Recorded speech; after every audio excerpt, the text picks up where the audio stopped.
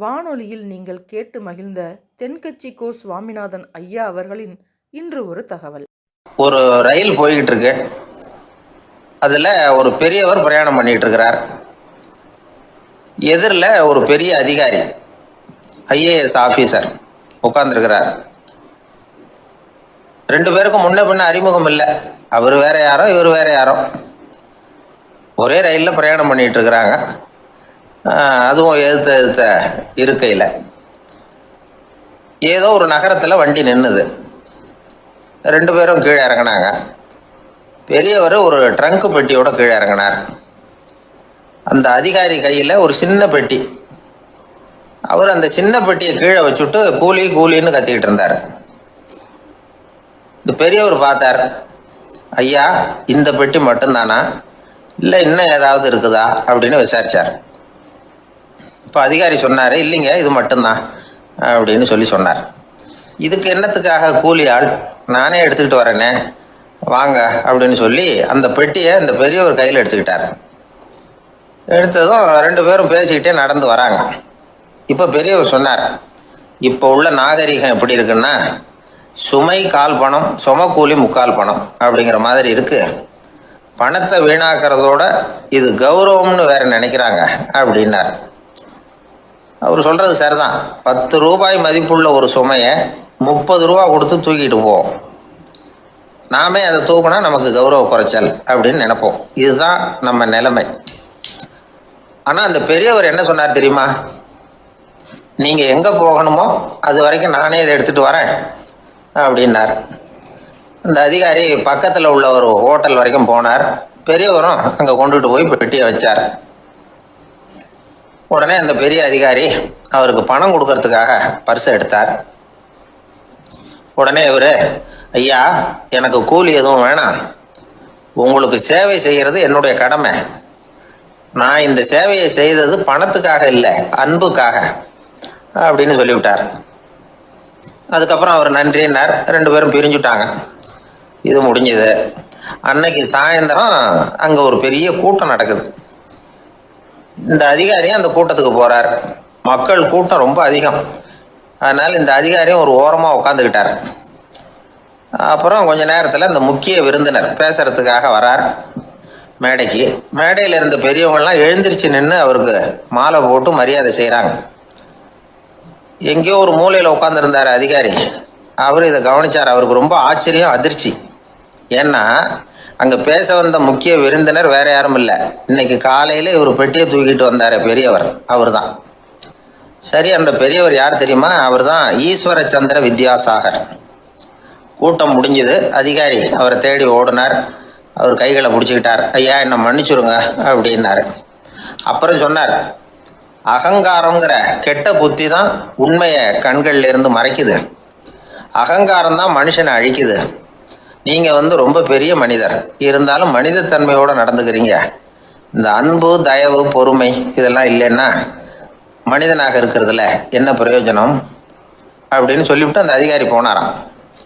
மனிதத்தன்மைன்னா என்ன அப்படிங்கிற கேள்விக்கு இந்த பெரியவர் ஒரு உதாரணம். இப்பெல்லாம் அப்படியா இருக்கிறாங்க?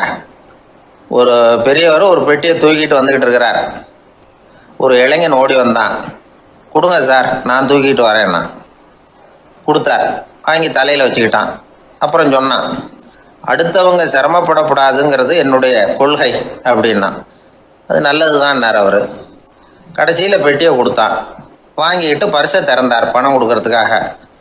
வேணாங்க அப்படின்னு விட்டான் அந்த இளைஞன். ஏன்னார், நான் சொன்னேன் அடுத்தவங்க சிரமப்படக்கூடாதுங்கிறது என்னுடைய கொள்கைன்னு.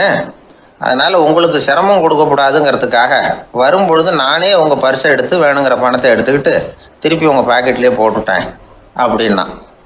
இப்படி இருக்குது இந்த காலம். அதனால் வாழ்க்கையில் அன்பு, தயவு, பொறுமை இதெல்லாம் ரொம்ப அவசியம் அப்படிங்கிறத நாம் புரிஞ்சுக்கணும். எனக்கு வாழ்க்கையே வெறுத்து போச்சு சார் அப்படின்னு சொல்லிட்டு ஒருத்தர் வந்தார். வந்து கொஞ்ச நேரம் பேசினதுக்கப்புறம் அவர் அப்படி சொல்லியிருந்தா அதில் ஒரு அர்த்தம் இருந்திருக்கும். வர்றதுக்கு முன்னாடியே வாழ்க்கை வெறுத்து போச்சுன்னு சொல்லிட்டு வர்றார். என்ன சார் விஷயம்னு விசாரித்தோம். எங்கள் வீட்டில் தினம் 3 வேளையும் ஒரே மாதிரி சாப்பாடு சார், வித்தியாசமே கிடையாது. இப்படியே 3 மாதமாக சாப்பிட்டுக்கிட்டு இருக்கிறேன். அதை விட பட்டினி கிடந்து செத்துடலாம்னு தோணுது அப்படின்னார். ஒரு பெரியவர் சொன்ன தத்துவத்தை சொல்கிறதுக்கு ஆள் கிடைக்காம தவிச்சுக்கிட்டு இருந்தோம். இப்போ ஒருத்தர் கிடைச்சிட்டார், விட்டுலாமா? உடனே அவரை உட்கார வச்சு சொல்ல ஆரம்பிச்சிட்டோம். அதாவது நாம் அனுபவிக்கிற உணர்வுகளில் களிப்பு, மகிழ்வு, ஆனந்தம் இது மூணுக்கும் ஒன்றுக்கு ஒன்று வித்தியாசம் உண்டு. மேம்போக்காக பார்க்குறதுக்கு இது மூணும் ஒன்று மாதிரி தோணும், ஆனால் அது அப்படி இல்லை. களிப்புங்கிறது உடம்பை பொறுத்தது, மகிழ்வுங்கிறது மனசை பொறுத்தது, ஆனந்தம்ங்கிறது ஆன்மாவை பொறுத்தது. இப்படி இந்த 3 வகையான அந்த சுவைப்புகளின் தன்மையும் வேற வேற. இப்போ முதல்ல களிப்புங்கிறத எடுத்துக்குவோம். நம்ம புலன்களுக்கு களிப்பை தரக்கூடிய பொருள்களுக்கு சில விசேஷ குணம் உண்டு. அது எப்படின்னா, சீக்கிரமே சலிப்பை உண்டு பண்ணும். ஒருத்தர் அந்த பொருளை எடுத்துக்கிட்டா அது இன்னொருத்தருக்கு குறைஞ்சிரும். உணவு, உடை இதெல்லாம் களிப்பை தரக்கூடிய பொருள்கள்.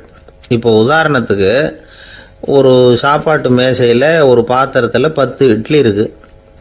அதில் ஒரு 2 இட்லியை நம்ம தட்டில் எடுத்து வச்சு சாப்பிட்றோம். நாம் சாப்பிட்ட அந்த இட்லி நிச்சயமாக எதிரில் உட்காந்துருக்கிறவருக்கு இல்லை, அவருக்கு உபயோகப்படாது.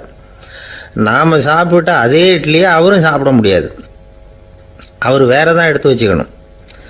அது மாதிரி நாம் ஒரு சட்டையை எடுத்து போட்டுக்கிறோம், அதே சட்டையை அதே நேரத்தில் இன்னொருத்தர் போட்டுக்க முடியாது.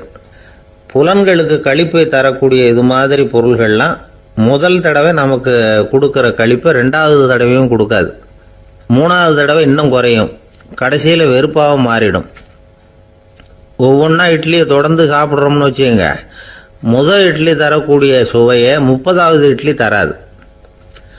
முதல் தடவை புது சட்டையை போட்டுக்கிறப்போ நமக்கு இருக்கிற களிப்பு அதே சட்டையை 100வது தடவையாக போட்டுக்கிறோம்னு வைங்க, அப்போ இருக்குமா? இருக்காது.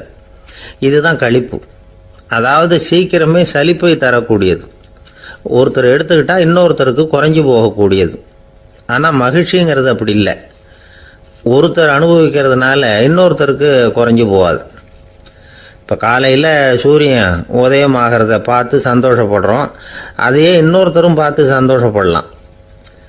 ஒரு நல்ல சங்கீதத்தை கேட்குறோம், ஒரு அழகான ஓவியத்தை ரசிக்கிறோம், நீங்கள் ரசிக்கிற அதே நேரத்தில் இன்னொருத்தரும் அதை ரசிக்கலாம். அதனால் அது குறைஞ்சி போகிறதில்ல. இது மகிழ்வு. ஆனால் ஒன்று, ஒரே பாடலை திரும்ப திரும்ப கேட்டுக்கிட்டு இருந்தால் கடைசியில் அலுப்பு தட்டும். அதாவது மகிழ்வுங்கிறது எப்படின்னா, மற்றவங்களோட பகிர்ந்து கொள்றதுனால குறையாது. ஆனால் ஒரே பொருள் மீண்டும் மீண்டும் அனுபவிப்பை தர்றப்போ முதல்ல மகிழ்வு அதிகரித்து அதுக்கப்புறம் அது மங்கி மறைஞ்சு போயிடும். இதுதான் அந்த மகிழ்வுங்கிறதுக்கு இலக்கணம். சரி, இப்போ 3வதாக சுகம் தரக்கூடிய ஆனந்தம்ங்கிறது எப்படின்னா, இது நமக்கு உள்ளே இருந்து சுரக்கிறது. மனசு சலனங்கள்லேருந்து விடுபடுறப்போ இந்த ஆனந்தம் நமக்கு கிடைக்கும். இது நிலையான சுகம், ஆத்ம சுகம். களிப்பிலிருந்து மகிழ்வுக்கும், மகிழ்விலிருந்து ஆனந்தத்துக்கும் செல்றது தான் மனிதன் நடத்த வேண்டிய முக்கியமான பயணம். இவ்வளவு விஷயத்தையும் கேட்டுட்டு இந்த காலத்து பையன் ஒருத்தன் வந்தான். சார், இப்போ நீங்கள் ஒரு சாப்பாட்டு மேசையில் ஒரு 10 இட்லி வைக்கிறீங்க, என்ன உட்கார வைங்க, எதிரில் இன்னொருத்தனை உட்கார வைங்க, நான் களிப்பு மகிழ்வுலாம் தாண்டி நேரடியாக ஆனந்தத்துக்கு பயணம் பண்ணி காட்டுறேன் அப்படின்னா. ஒன்றும் புரியல அவன் சொன்னது. அது எப்படி, என்ன பண்ணுவ நீ அப்படின்னு சொல்லி கேட்டோம் ஆச்சரியமா. 2 இட்லி சாப்பிட்டா தானே சார் களிப்பு, நான் 10 இட்லியும் மொத்தமாக சாப்பிட்ருவேன், அடுத்தவனுக்கு எதுவும் கிடைக்காது, அவனுக்கு கிடைக்காதபடி நாமே சாப்பிட்டுடுறோம்ல, அதுதானே நமக்கு ஆனந்தம் அப்படின்னு அதுக்கு ஒரு விளக்கம் சொல்கிறான். ஒரு ஊரில் ஒரு மன்னர் இருந்தார். அவர் பக்கத்து தேசத்து மேலே படையெடுக்கணும்னு நினச்சிக்கிட்டு இருந்தார். அதையும் தன்னுடைய நாட்டோட சேர்த்துக்கணுங்கிற ஆசை. எப்போ படையெடுக்கலாம்னு யோசிச்சுக்கிட்டு இருந்தார். இப்படி யோசிச்சுக்கிட்டு இருந்த சமயத்தில் ஒரு பெரியவர் அவரை தேடிட்டு வந்தார். அவர் அடிக்கடி வருவார், அவர்கிட்ட பேசிக்கிட்டு இருப்பார். இப்போவும் அப்படி தான் வந்தார். என்ன மன்னா யோசனைன்னாரு. இவர் தன்னுடைய யோசனையை சொன்னார். இந்த சமயத்தில் மன்னருக்கு தாகம் எடுத்தது, தண்ணி குடிக்கணும் போல இருந்தது. உடனே அங்கே இருந்த ஒரு அரண்மனை பணியாளரை கூப்பிட்டார். போய் கொஞ்சம் தண்ணி கொண்டு வாப்பா அப்படின்னார். அந்த பணியாளர் போனார், ஒரு கோலையில் தண்ணி கொண்டு வந்தார், ராஜா கிட்ட நீட்டினார். ராஜா அதை வாங்கி குடிக்கிறதுக்காக வாயிட்ட கொண்டுட்டு போனார். அந்த நேரம் பார்த்து, மன்னா கொஞ்சம் பொறுங்கன்னார் இந்த பெரியவர். ஆவலோட குடிக்க போன மன்னர் அப்படியே நிறுத்திக்கிட்டு பெரியவரை பார்த்தார். இப்போ அந்த பெரியவர் சொன்னார், மன்னா இப்போ உங்களை விட வலிமையுள்ள ஒரு சக்தி உங்களுக்கு தண்ணி கொடுக்க மறுத்துடுதுன்னு வைங்க, உங்களை குடிக்க விடாமல் தடுத்துடுது அப்படின்னா இப்போ இந்த ஒரு கோவளை தண்ணீரை என்ன விலை கொடுத்து வாங்குவீங்க அப்படின்னு கேட்டார்.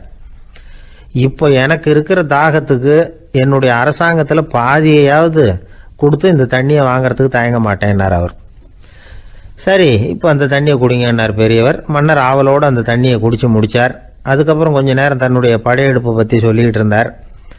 கொஞ்ச நேரம் கழித்து மறுபடியும் இந்த பெரியவர் கேட்டார், மன்னா இப்போ நீங்கள் ஒரு கோவளை தண்ணீரை குடிச்சு முடிச்சுட்டீங்க. இப்போ அந்த தண்ணீர் உங்கள் உடம்பை விட்டு வெளியில் வரக்கூடிய பாதை அடப்பட்டு போச்சு அப்படின்னு வச்சுங்க, அதை வெளியேற்றுவதற்காக நீங்கள் எவ்வளவு செலவழிப்பீங்க அப்படின்னு கேட்டார். மன்னர் யோசனை பண்ணார். அப்படி ஒரு நிலைமை ஏற்பட்டு போச்சுன்னா என்னுடைய அரசாங்கம் பூராவையும் அதுக்கு ஈடாக தர்றதுக்கு கூட தயங்க மாட்டேன்னார். இப்போ அந்த பெரியவர் சொன்னார், எந்த அரசாங்கத்தின் மதிப்பு ஒரு கோவளை தண்ணீர் அளவுக்கு கூட இல்லையோ அந்த அரசாங்கத்தை அடையணுங்கிற பேராசையில் மனிதர்கள் தங்களுடைய சகோதரர்கள் கூடவே சண்டை போட்டுக்கிறாங்களே, அதில் ஏதாவது அர்த்தம் இருக்குதா அப்படின்னாராம். மன்னருக்கு இப்போதான் அர்த்தம் புரிஞ்சுதான். மனசில் தெளிவு உண்டாச்சு. தன் மனசுக்குள்ளே உண்டான வெறியை விரட்டி அடிச்சு விட்டார். அதுக்கப்புறம் நிம்மதியாக ஆட்சி புரிஞ்சார். இப்படி ஒரு கதை. உயிருக்கு என்ன விலை கொஞ்சம் யோசனை பண்ணி பாருங்கள். ஆனால் அது இப்போ எவ்வளோ மலிவாக போயிட்டுது, அதையும் யோசனை பண்ணி பாருங்களேன். ஆசை பேராசையாக மாறுது, அப்புறம் அது வெறியாக ஆகுது, அதுக்கப்புறம் பைத்தியம் முடியுது. இந்த காலத்து மனிதர்களுக்கு 2 விதமான பைத்தியம் பிடிச்சிருக்கிறதாக ஒரு பெரியவர் சொல்கிறார். ஒன்று பணம், இன்னொன்று அதிகாரம். இதெல்லாம் எவ்வளவு காலத்துக்கு நீடிக்கும்? ஒரு சர்வாதிகார நாட்டில் 3 பேர் ஜெயிலில் இருட்டு அறையில் பேசிக்கிட்டு இருக்கிறாங்க. நீ எப்படி இந்த ஜெயிலுக்கு வந்த அப்படின்னு ஒருத்தர் கேட்டாராம். இந்த நாட்டு ராஜாவை ஆதரித்து நான் பிரச்சாரம் பண்ணினேன், அதனால் கூட்டத்தில் தகராறு வந்துட்டுது, கலவரமாக போச்சு, அதுக்கு நான் தான் காரணம்னு அரெஸ்ட் பண்ணி இங்கே கொண்டாந்து போட்டாங்க அப்படின்னாராம் அவர். சரி, நீ எப்படி இங்கே வந்த அப்படின்னு இன்னொருத்தரை பார்த்து கேட்டிருக்கார். நான் இந்த நாட்டு ராஜாவை எதிர்த்து பிரச்சாரம் பண்ணேன், அதனால் கலவரம், அரெஸ்ட் பண்ணி கொண்டாந்து போட்டாங்கன்னார். சரிப்பா, நீ எப்படி அங்கே வந்த அப்படின்னு 3வது ஆளை பார்த்து இவங்க கேட்டாங்களாம். இதுக்கு அந்த ஆள் மெதுவாக வெளிச்சத்துக்கு நான் தான் இந்த நாட்டு ராஜா அப்படின்னாராம். ஒரு ஊரில் ஒரு ஆள் இருந்தான். கற்பனையிலேயே காலத்தை கடத்திக்கிட்டு இருந்தான். ஒரு நாள் ஒரு மரத்தடியில் உட்காந்துருந்தான். அவனுக்கு பசிக்கிற மாதிரி தெரிஞ்சுது. உடனே கற்பனையிலேயே சாப்பிட ஆரம்பிச்சிட்டான். அதாவது எதிரில் இலை போட்டு சாப்பாடு போடப்பட்டிருக்கிறதாகவும் அதை இவன் சாப்பிட்றதாகவும் நினச்சிக்கிட்டு கையை மட்டும் வாய்க்கும் தரைக்குமா அப்படியும் இப்படியும் கொண்டுகிட்டு போய் பாவனை பண்ணிகிட்டே இருக்கிறான். தூரத்தில் இருந்து பார்க்குறவங்களுக்கு இவன் ஏதோ பலமான விருந்து சாப்பிட்டுக்கிட்டு இருக்கிறான் அப்படின்னு தான் தோணும். அது மாதிரியே பண்ணிக்கிட்டு இருந்தான். அந்த வழியாக ஒரு சன்னியாசி வந்துக்கிட்டு இருந்தார். இவனை பார்த்தார். என்ன இவன் இப்படி பண்ணிகிட்டு இருக்கிறானே அப்படின்னு நினச்சாரு. கொஞ்ச நேரம் அவனையே உத்து பார்த்துக்கிட்டு இருந்தார். இவரை பார்த்ததும் அவன் இன்னமும் சுவாரஸ்யமாக சாப்பிட ஆரம்பிச்சிட்டான். அப்பப்பா, என்ன இது, இந்த குழம்பு இவ்வளவு காரமாக இருக்குது, என்னுடைய நாக்கே எரிஞ்சு போடும் போல இருக்கு அப்படின்னு சொல்லிட்டு பக்கத்தில் ஒரு குவளையை எடுத்து தண்ணி குடிக்கிறது மாதிரி பாவனை பண்ணுறான். அப்பாடா, இப்போ கொஞ்சம் பரவாயில்ல அப்படின்னு சொல்லிட்டு குவளையை கீழே வைக்கிறது மாதிரி ஒரு பாவனை பண்ணுறான். சன்னியாசி பார்த்தார். என்னப்பா, சாப்பாட்டில் காரம் அதிகமோ அப்படின்னார். ஆமாம் சுவாமி, ஞாபகம் மறதியில் கொஞ்சம் மிளகாய் அதிகமாக சேர்த்துக்கிட்டேன் அப்படின்னா. சரி சாப்பிடு அப்படின்னு சொல்லிட்டார். அவன் சாப்பிட்டு முடிக்கிற வரைக்கும் பொறுமையாக உட்காந்துருந்தார். அவன் அப்பாடா அப்படின்னு சொல்லிட்டு மறுபடியும் தண்ணியை எடுத்து குடித்தான். எல்லாம் கற்பனையிலேயே. அதுக்கப்புறம் சன்னியாசி பேச ஆரம்பித்தார். இதை பாருப்பா, உன்னுடைய கற்பனையை நான் மெச்சுறேன், இருந்தாலும் உன் சாப்பாட்டில் ஒரு இனிப்பையும் வச்சிருக்கலாமே, ஏன் மிளகாயை அளவுக்கு அதிகமாக போட்டுவிட்டு அவஸ்தைப்படுறேன் அப்படின்னார். அவன் யோசிக்க ஆரம்பித்தான். அதுக்கப்புறம் இவர் சொன்னார், இதை பாருப்பா, இனிமேல உன்னுடைய கற்பனையும் உயர்ந்ததாக இருக்கட்டும் அப்படின்னு உபதேசம் பண்ணிவிட்டு போனார். எப்பவும் உயர்வை பற்றியே சிந்திக்கணும். உயர்வு கிடைக்கலன்னா கூட அப்படி சிந்திக்கிறத நிறுத்தப்படாது அப்படிங்கிறார் திருவள்ளுவர். உள்ளுவது எல்லாம் உயர் உள்ளல், மற்ற அது தள்ளினும் தள்ளாமை நேர்த்து. ஊக்கம் இல்லாமல் உலகத்தில் வாழ்ந்து பிரயோஜனம் இல்லை. அதனால் உயர்வாகவே சிந்திக்கணும். அது நம்மளை ஊக்கப்படுத்தும். இது பெரியோர் வாக்கு. இந்த உலகத்தில் கற்பனையிலேயே வாழ்கிற சில கஞ்சர்களும் உண்டு. அதாவது 2 கஞ்சர்கள், 2 பேரும் பக்கத்து ஊரில் இருந்தாங்க. பொங்கல் சமயம் ஒரு கஞ்சன் தன்னுடைய மகனை கூப்பிட்டான். இதை பாருப்பா, பக்கத்து ஊரில் என்னுடைய நண்பன் ஒருத்தன் இருக்கிறான், அவனுக்கு பொங்கல் பரிசு ஏதாவது கொடுக்கணும், நான் ஒரு 4 ஆட்டுக்குட்டியை தரேன், நீ கொண்டுகிட்டு போய் கொடுத்துட்டு வந்து விட்றியா அப்படின்னு கேட்டான். சரி, நான் புள்ள ஒரு பைய கையில் எடுத்துக்கோன்னா அவன் எடுத்துக்கிட்டான். இந்த ஆட்டுக்குட்டி பிடிச்சிக்கோ அப்படின்னு சொல்லி ஒவ்வொன்றா போடுறேன் பார் அப்படின்னு சொல்லிட்டு 1 2 3 4 அப்படின்னு எண்ணிக்கிட்டே வெறும் சைகையாலேயே ஆட்டுக்குட்டியை பிடிச்சி போடுறது மாதிரி பாவனை பண்ணிகிட்டு இருக்கிறான்.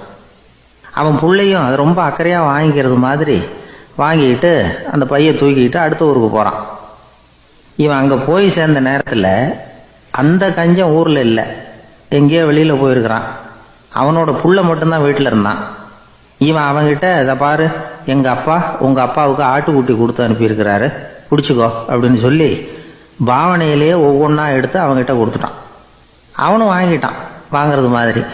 அப்புறம் சொன்னான், சரிப்பா, நானும் பதிலுக்கு ஏதாவது ஒன்றுகிட்ட கொடுக்கணும் இல்லையா, அதனால் அந்த பையை பிடி, ஒரு 10 எலுமிச்சம்பழம் தரேன், பதிலுக்கு அதை நீ எடுத்துகிட்டு போ அப்படின்னு சொல்லி கையாலேயே ஒவ்வொன்றா எடுத்து போடுறது மாதிரி பாவனை பண்ணிவிட்டான்.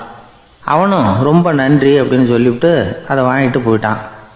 கொஞ்ச நேரம் கழித்து வெளியில் போயிருந்த அப்பங்காரன் திரும்பி வந்தான். உள்ள சொன்னான், அப்பா, உன்னோட நண்பர் அவருடைய மகன் மூலமாக உனக்கு 6 ஆட்டுக்குட்டி கொடுத்து அனுப்பியிருந்தார், நானும் பதிலுக்கு ஒரு 10 எலுமிச்சம்பழம் கொடுத்து அனுப்பியிருக்கிறேன் அப்படின்னா. எப்படிடா கொடுத்தேன்னு கேட்டார் அப்பா. இப்படி தான் கொடுத்தேன்னு சொல்லி சைகையிலேயே காட்டினான். இதை பார்த்ததும் அப்பங்காரனுக்கு பயங்கரமாக கோவம் வந்துட்டுது. பலார்னு அரைஞ்சுட்டான் பையனை. ஏன்பா அரைஞ்ச? 10 எலுமிச்சம்பழம் கொடுத்துட்டேனே அப்படிங்கிறதுக்காகவா அப்படின்னு கேட்டான். அது கூட பரவாயில்ல, நீ காட்டுற சைகையை பார்த்தா ஆரஞ்சு பழம் சைஸுக்கு இருக்குதே, அவ்வளவு பெருசாக ஏன் கொடுத்த? அதுதான் எனக்கு கோபம் அப்படி. ஒரு பெரிய தத்துவ சிந்தனையாளர் இருந்தார், சுவாங்சு அப்படின்னு பேர். அவருடைய மனைவி ஒரு நாள் திடீர்னு காலமாயிட்டாங்க.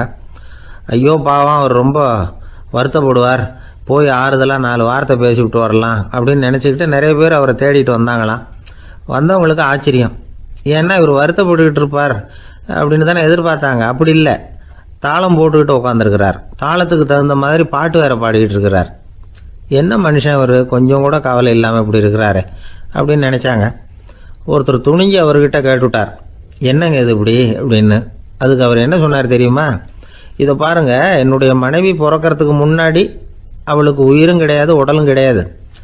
அதுக்கு பிறகு தான் உயிர் வந்தது, உடல் வந்தது, அந்த உருவம் வந்தது. இப்போ என்ன ஆச்சு? அந்த உருவமும் உயிரும் போயிட்டுது, அவ்வளவுதானே. வந்தது போயிட்டுது. இளவேனில் காலம், இலையுதிர் காலம், பனிக்காலம், இப்படி பருவங்கள் மாறி மாறி வருது இல்லையா? அது மாதிரி பிறப்பும் இறப்பும் மாறி மாறி வருது, இது இயற்கை. இதுக்காக அழுதா அது எப்படி அப்படின்னாராம். ஞான தெளிவு அடைஞ்சவங்களுக்கு எல்லாமே சுகம்தான். திருவள்ளுவரும் அதை தான் சொல்கிறார், உறங்குவது போலும் சாக்காடு, உறங்கி விழிப்பது போலும் பிறப்பு. தூங்கிறதுக்கெல்லாம் நாம் வருத்தப்பட்டுக்கிட்ட இருக்கிறோமா? இன்றைக்கி தூங்க வேண்டியிருக்குதே, இன்னும் கொஞ்சம் நேரத்தில் நான் தூங்க வேண்டியிருக்கு அப்படின்னு சொல்லி யாராவது அழுதுகிட்டு இருப்பாங்களா? அதனால் இந்த உலக வாழ்க்கையினுடைய இயல்பை யதார்த்தத்தை நாம் தெளிவாக புரிஞ்சுக்கணும். அப்படி புரிஞ்சுக்கிட்டால் நாம் கவலை இல்லாமல் வாழ முடியும். ஒரு வயசான தாத்தா பாட்டி 60 வருஷத்துக்கு முன்னாடி அவங்களுக்கு கல்யாணம் ஆச்சு, ஒன்றாவே வாழ்ந்தாங்க, ஒன்றாவே இறந்து போனாங்க. இப்போ அவங்க 2 பேரும் சொர்க்கத்துக்கு போய் சேர்ந்தாங்க. அங்கே எல்லா வசதியும் இருந்தது. ஒரு பெரிய பங்களாவே இவங்களுக்கு ஒதுக்கி கொடுத்தாங்களாம். இதுக்கு எவ்வளவு வாடகைன்னு கேட்டார் தாத்தா. வாடகையெல்லாம் கிடையாது, இலவசம் அப்படின்னார் அங்கே இருந்தவர். அந்த வீட்டுக்கு பின்னாடி ஒரு பெரிய புல்வெளி இருந்தது. இதில் விளையாட ஏதாவது கட்டணம் உண்டான்னு கேட்டிருக்கார் தாத்தா. அதெல்லாம் ஒன்றும் கிடையாது, பணம்லாம் கட்ட வேண்டியதில்லை அப்படின்னார் அவர். பக்கத்தில் ஹோட்டல் மாதிரி ஒரு பெரிய கட்டடம், உள்ள சாப்பாட்டு மேஜைகள், அது மேலே விதவிதமான பலகாரங்கள். சாப்பாட்டுக்கெல்லாம் எவ்வளவு அப்படின்னு விசாரிச்சாராம் தாத்தா.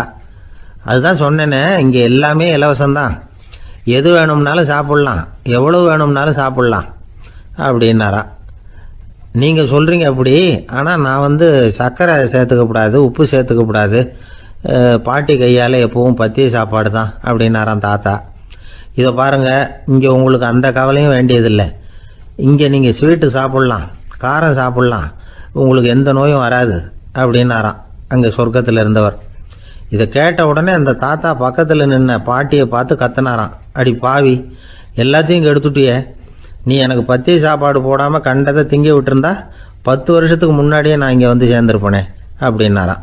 வாழ்க்கையில் ரொம்பவும் அடிபட்டு அல்லல் போட்டுக்கிட்டு இருக்கிற ஒருத்தர் வந்தார். மனசு ரொம்பவும் நொந்து போய் பேசினார். இந்த உலகத்தில் மனுஷனாக பிறந்ததை விட மாடாக பிறந்திருக்கலாம் சார் அப்படின்னார். திடீர்னு வந்து என்கிட்ட இப்படி சொன்னால் அதுக்கு நான் என்னங்க பண்ண முடியும் அப்படின்னேன். உங்ககிட்ட வரணும்னு தோணுச்சு, அதனால் வந்தேன் அப்படின்னார். சரிங்க, இப்படி ஒரு யோசனை வந்ததுக்கு என்ன காரணம் அப்படின்னு சொல்லி அவர்கிட்ட கேட்டேன். அதுக்கு அவர் சொன்னார், என் பையனுக்கு வேலை தேடுறேன் கிடைக்கல, பொண்ணுக்கு மாப்பிள்ளை தேடுறேன் கிடைக்கல, வீடு கட்டுறதுக்கு கடன் கேட்குறேன் கிடைக்கல, மாடாக பிறந்திருந்தா இது மாதிரி கவலையெல்லாம் கிடையாதுல்ல, பேசாமல் வைக்கோலை தின்னுக்கிட்டு அசை போட்டுக்கிட்டே கடந்து விடலாமே அப்படின்னார் அலட்சியமாக. அதுக்கப்புறம் தான் அவர் சொன்ன கருத்தை நானும் கொஞ்சம் அசை போட ஆரம்பித்தேன் மனசுக்குள்ளே. இப்போது இயற்கையை பொறுத்த வரைக்கும் அது நாம் எல்லாரும் மகிழ்ச்சியாக வாழணும் அப்படின்னு தான் விரும்புது. விலங்குகள், பறவைகள், தாவரங்கள், அப்புறம் மற்ற உயிரினங்கள் எல்லாமும் நல்லபடியாக இருக்கணும் அப்படிங்கிறது தான் இயற்கையோட விருப்பம். அதில் ஒன்றும் சந்தேகம் இல்லை.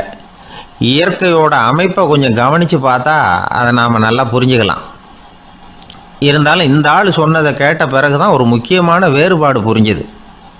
அதாவது இந்த உலகத்தில் உள்ள முக்கியமான பிரச்சனைகள் 6. அந்த 6 பிரச்சனைகளும் ஆடு மாடுகளுக்கு கிடையாது, மரம் செடி கொடிகளுக்கு கிடையாது. ஆனால் மனுஷன் அந்த 6 பிரச்சனைகளையும் சந்திக்க வேண்டியிருக்கு. சரி, அந்த 6 பிரச்சனைகள் என்னென்ன தெரியுமா? முதல்ல இந்த ஆடு மாடுலாம் நமக்குன்னு சொந்தமாக ஒரு வீடு இல்லையே அப்படின்னு கவலைப்பட்டுக்கிட்டு இருக்கிறதில்ல. ஆனால் மனிதனுக்கு வீடு தேவைப்படுது. இது ஒரு வித்தியாசம். இப்போ 2வது பிரச்சனை என்னென்னா ஆடை பிரச்சனை. ஒரு கோழியோ சேவலோ நாம் போட்டுக்கிறதுக்கு ஒரு சட்டை இல்லையே அப்படின்னு கவலைப்படுறதில்ல. ஆனால் மனுஷனுக்கு அந்த கவலை உண்டு. சரி, இப்போ 3வது என்னன்னு பார்த்தா கல்வி பிரச்சனை. ஒரு பசுமாடு கவலையோடு நின்றுக்கிட்டு இருக்கு அப்படின்னு வச்சுக்குவோம். நீங்கள் அதுக்கிட்ட போய், ஏன் பசுமாடை கவலையோடு நின்றுக்கிட்டு இருக்கிற அப்படின்னு கேட்குறீங்க. என் கண்ணுக்குட்டிக்கு எல்கேஜியில் இடம் கிடைக்கல, டொனேஷன் கொடுக்கறதுக்கு கையில் பணமும் கிடையாது, சிபாரிசுக்கு யாரை பிடிக்கிறதுன்னு தெரியல, இப்படியா சொல்லிகிட்டு இருக்கோம்.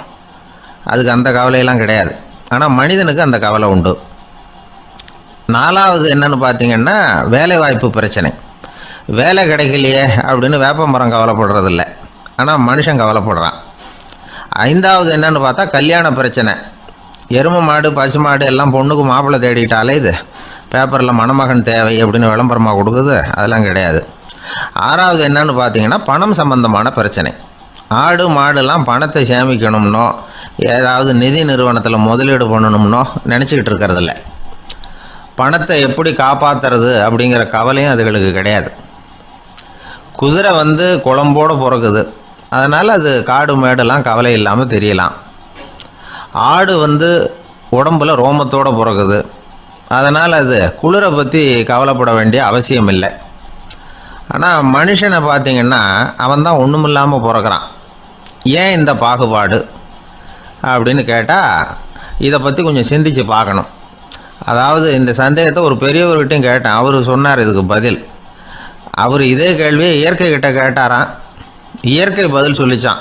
வேறு யாருக்கும் கொடுக்காத ஒரு வலுவான கருவியை, ஒரு பவர்ஃபுல் வெப்பன் மனுஷனுக்கு கொடுத்துருக்குறேனே, அந்த கருவியை உபயோகப்படுத்தி அந்த 6 பிரச்சனையை மட்டும் இல்லை, 6 கோடி பிரச்சனைகள் இருந்தாலும் அதையெல்லாம் சமாளிக்கலாம். அது கருவி என்ன தெரியுமா? அதுதான் 6வது அறிவு. அதை உபயோகப்படுத்தினா காலுக்கு செருப்பு தயார் பண்ணிக்கலாம், குளிருக்கு போர்வை தயார் பண்ணிக்கலாம், என்ன வேணும்னாலும் செய்யலாம் அப்படின்னு இயற்கை பதில் சொல்லிச்சான். அதனால் நாம் செய்ய வேண்டியது என்னென்னா இயற்கையை முதல்ல சரியாக புரிஞ்சுக்கணும். இயற்கையின் படைப்பையே நாம் சரியாக புரிஞ்சுக்கிறது இல்லையா, அதுதான் வேதனை. இந்த கதையை கேளுங்க. இப்போ நகரத்திலேருந்து ஒரு ஆள் கிராமத்துக்கு வந்தான்.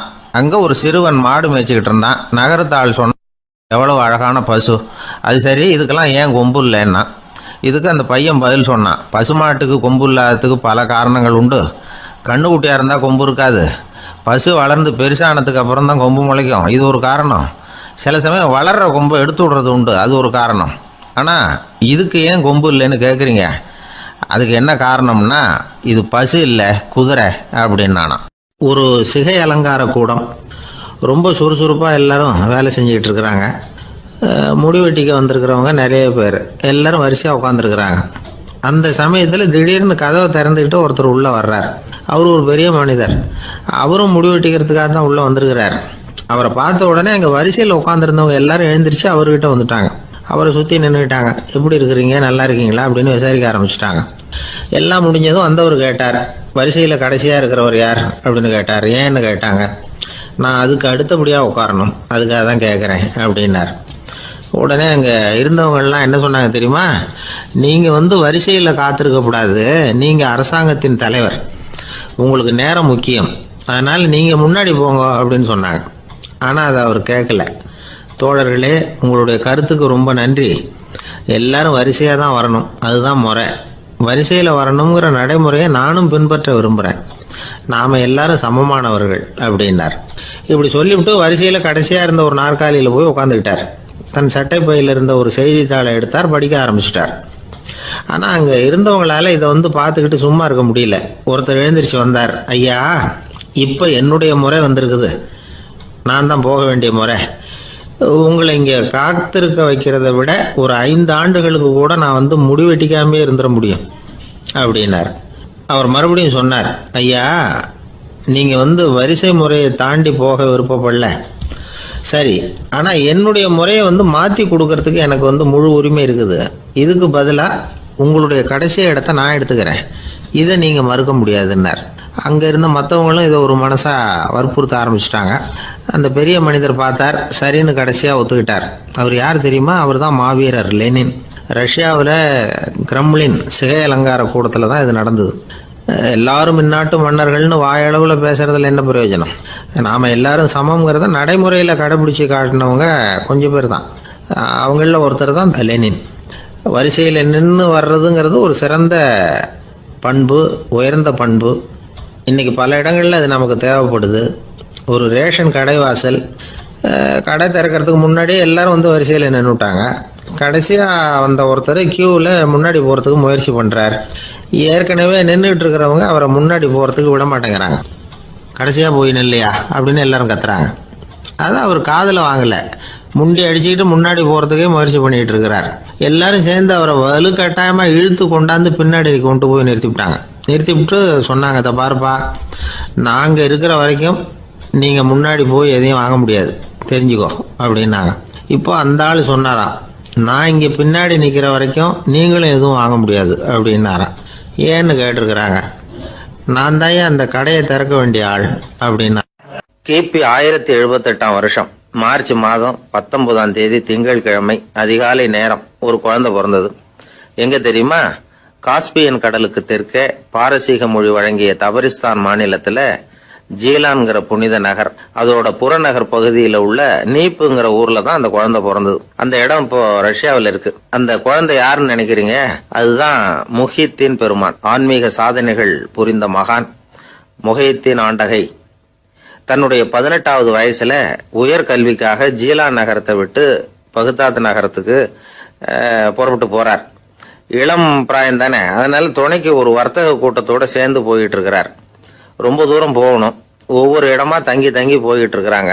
ஒரு இடத்துல ஒரு கொள்ளை கூட்டம் பயங்கரமான ஆயுதங்களோட அவங்கள வழிமறிச்சுட்டுது. அந்த வர்த்தக கூட்டம் வச்சிருந்த பொருள்களை எல்லாம் அவங்க பறிச்சு விடுறாங்க. இவங்களும் பயந்துகிட்டு இருந்தது எல்லாத்தையும் அவங்க கிட்ட கொடுத்துடுறாங்க. முஹித்தீன் ஆண்டகை மட்டும் இதையெல்லாம் பார்த்துக்கிட்டு தனியா ஒதுங்கி நிற்கிறார். ஒரு 18 வயசு பையன் மட்டும் இப்படி தனியா அநாத சிறுவன் மாதிரி நின்றுட்டு இருக்கிறத அந்த கொள்ளை கூட்டத்தில் இருந்த ஒருத்தன் பாக்குறான். கிட்ட நெருங்கி வர்றான். அலட்சியமாகவும் கிண்டலாகவும் உங்ககிட்ட ஏதாவது இருக்குதா அப்படின்னு கேட்கறான். இவங்கிட்ட என்ன இருக்க போகுது அப்படிங்கிற நம்பிக்கையில அவன் அப்படி கேட்கறான். உடனே இவரு, ஓ இருக்குதே, என்கிட்ட 40 தீனார் இருக்கு அப்படிங்கிறார். இப்படி சொல்லியும் அந்த கொள்ளைக்காரனுக்கு நம்பிக்கை வரல.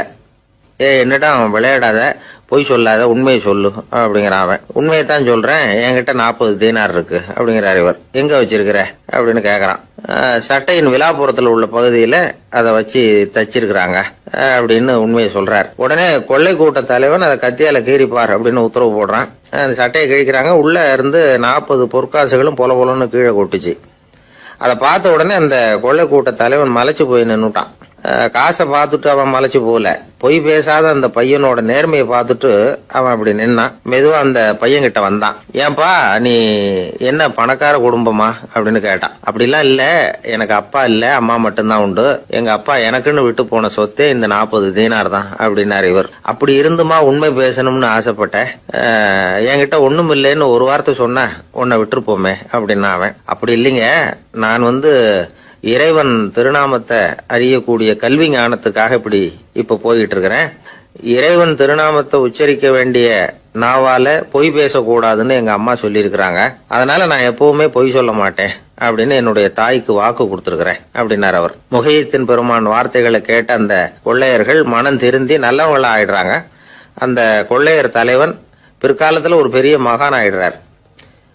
பெரியவர்கள் வாழ்க்கையில நடக்கிற இது மாதிரி சம்பவங்கள் தான் நாம நல்ல விதமா வாழறதுக்கு துணையா இருக்கும். அந்த காலத்துல கொள்ளையர்களே பெரியவங்க செயலை பார்த்து மனம் திருந்தி இருக்கிறாங்க. இந்த காலத்துல யார் இப்படி இருக்கிறா? இந்த காலத்துல மகான் ஒருத்தரை பார்த்தேன், எனக்கு வேண்டியப்பட்ட மகான். ஏங்க நீங்களும் மகான் ஆகிறதுக்கு முன்னாடி கொள்ளை அடிச்சுட்டு இருந்தீங்களா அப்படின்னு கேட்டேன். அவர் மெதுவா கண்ணை திறந்து என்ன நிமிந்து பார்த்தார். அப்படி இல்லப்பா, நான் கொள்ளை அடிக்கிறதுக்காகத்தான் மகானாவே ஆகி இருக்கிறேன் அப்படின்னு சொல்லிவிட்டு மறுபடியும் கண்ணை மூடிட்டார்.